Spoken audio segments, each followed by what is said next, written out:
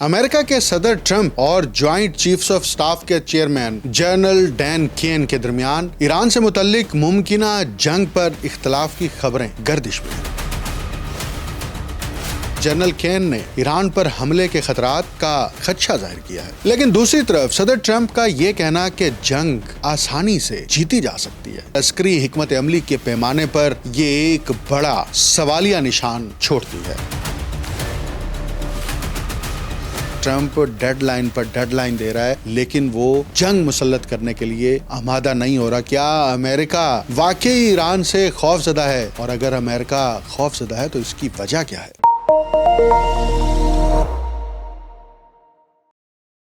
آپ دیکھ رہے ہیں انٹولڈ سٹوری ود ڈاکٹر اکمل سومرو۔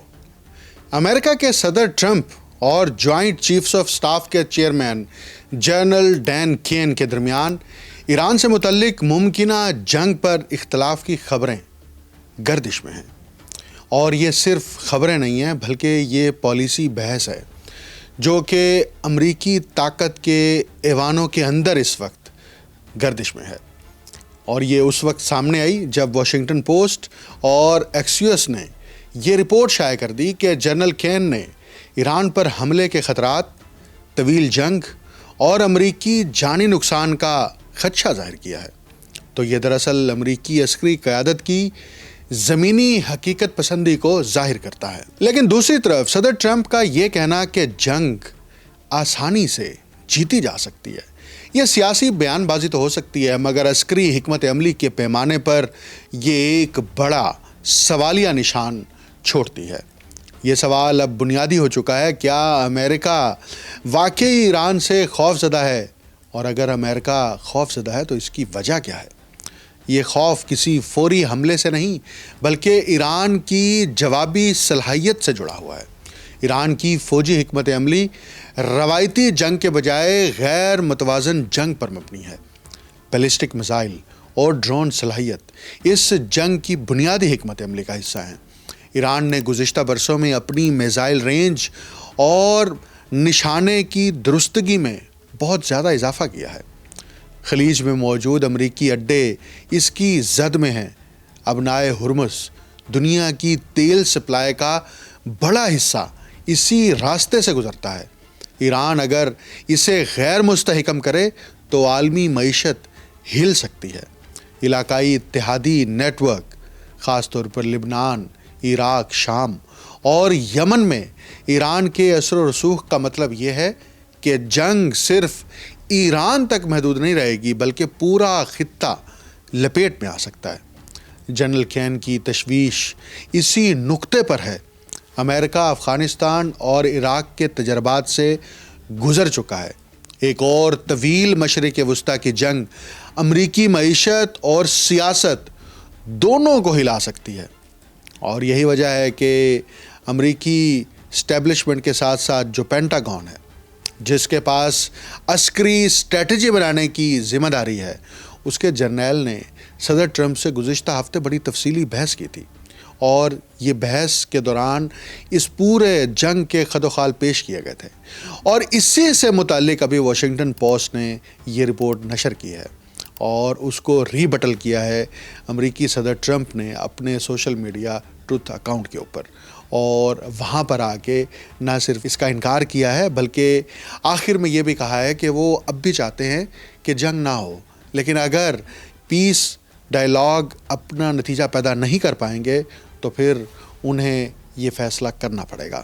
لیکن یہ صرف سیاسی بیانات ہیں، اور یوں لگ رہا ہے کہ امریکی صدر خود اپنے ہی بیانات کے جال میں پھنس چکے ہیں۔ اچھا، پھر ایران کے اوپر جنگ مسلط کرنے کے لیے ہمیں امریکی اسلحہ ذخائر اور اس کی لمیٹیشنز کا بھی جائزہ لینا ہے۔ رپورٹس کے مطابق امریکی میزائل ڈیفنس سسٹم کے ذخائر پہلے ہی یوکرین اور اسرائیل کی مدد میں استعمال ہو چکے ہیں۔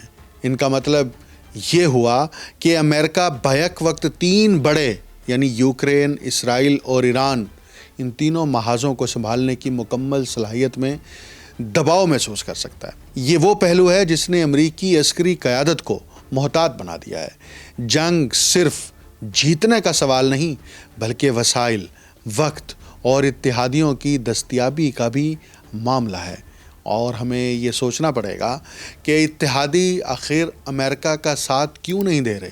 یہاں ایک اور بڑی تبدیلی نظر آتی ہے. یورپ پہلے جیسا غیر مشروط حمایتی نہیں رہا. خلیجی ریاستیں کھل کر کسی نئی جنگ میں کودنے سے گریزاں ہیں. وجہ بالکل صاف ہے.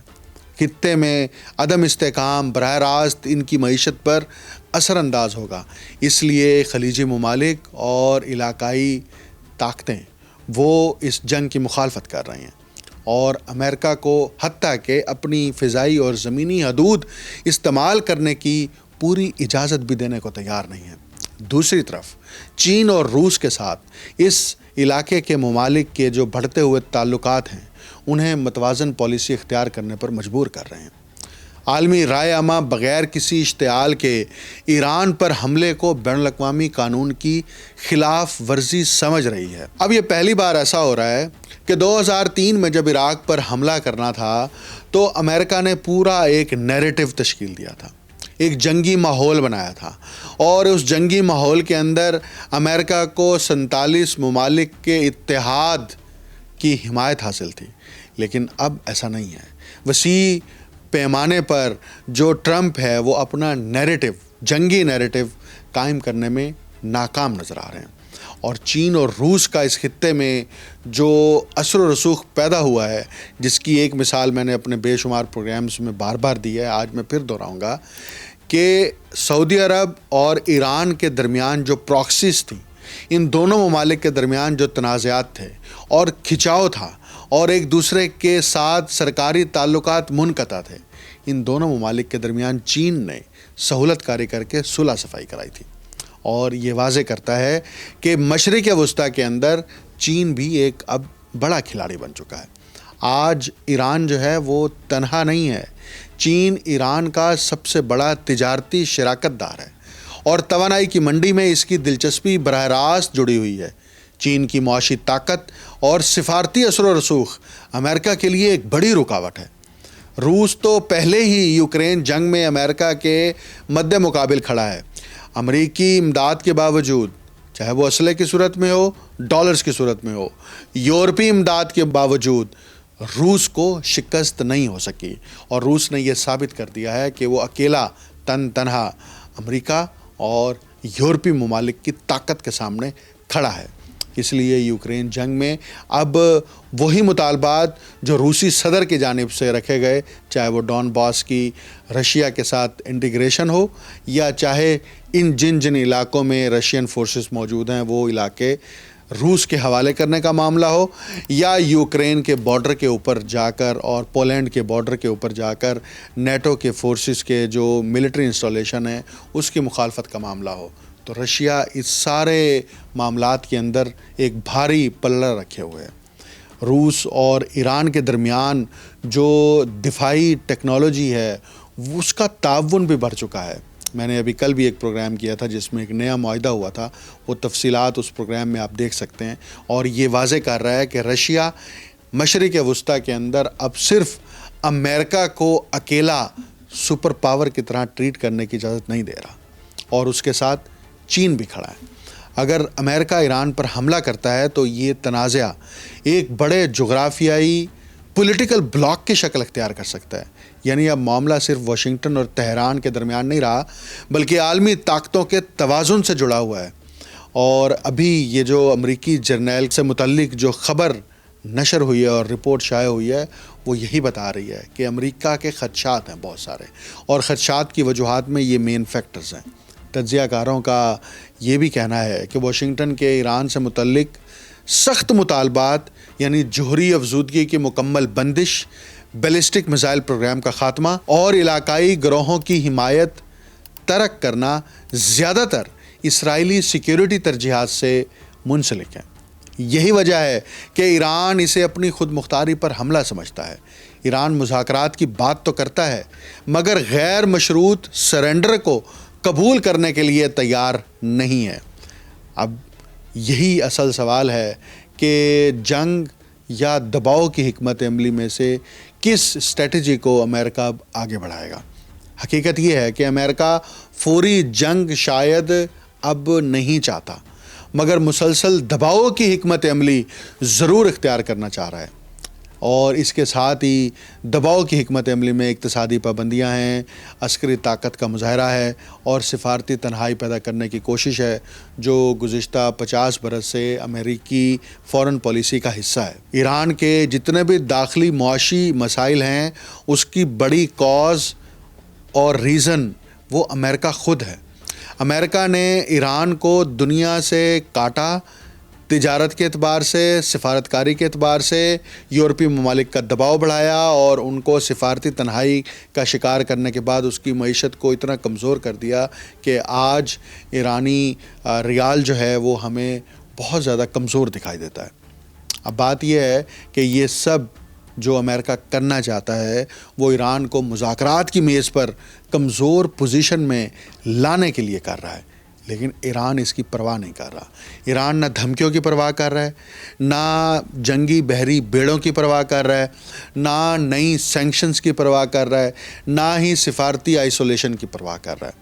اور یہ ساری صورتحال، یہ تمام فیکٹرز جو ہیں وہ امریکہ کے لیے دوہری پریشانی کا باعث بن رہے ہیں۔ اب مسئلہ یہ ہے کہ ایران پر جو مسلسل دباؤ ڈالا جا رہا ہے، اس دباؤ کا ایران عادی ہو چکا ہے، اور پابندیوں نے اس کی معیشت کو نقصان ضرور پہنچایا ہے، مگر نظام کو گرانے میں یہ پابندیاں کامیاب نہیں ہوئی۔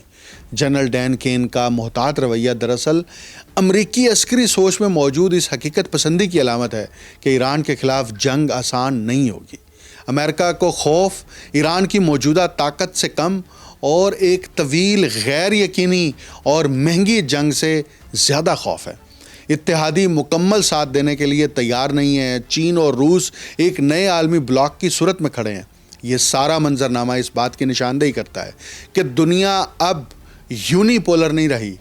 امریکہ اگر ایران پر حملہ کرتا ہے تو یہ صرف ایک ریجنل جنگ نہیں بلکہ عالمی طاقتوں کے درمیان ایک نئے باب کا آغاز ہو سکتا ہے۔ اسی کی کیلکولیشن پینٹاگون نے کر کے ٹرمپ کے سامنے رکھی۔ یہی وجہ ہے کہ ٹرمپ ڈیڈ لائن پر ڈیڈ لائن دے رہا ہے، لیکن وہ جنگ مسلط کرنے کے لیے آمادہ نہیں ہو رہا، کیونکہ اس کے ریپرکشنز سب سے زیادہ یورپ اور امریکہ پر ہوں گے۔ مجھے ڈاکٹر اکمل سومرو کو اجازت دیجیے۔ اللہ حافظ۔